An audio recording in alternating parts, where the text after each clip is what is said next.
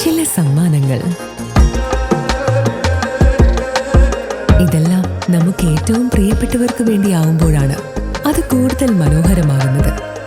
Leo's gold and ഡയമണ്ട്സിന്റെ പരിശുദ്ധമായ സ്വർണം പോലെ. Leo's gold and diamonds.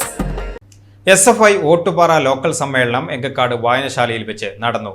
വിദ്യാർത്ഥി പ്രതിനിധികളുടെ സജീവ പങ്കാളിത്തത്തോടെ നടന്ന സമ്മേളനത്തിൽ പുതിയ ഭാരവാഹികളെയും തെരഞ്ഞെടുത്തു. SFI തൃശൂർ ജില്ലാ കമ്മിറ്റി അംഗം MA അഗിൻ സമ്മേളനം ഉദ്ഘാടനം ചെയ്തു.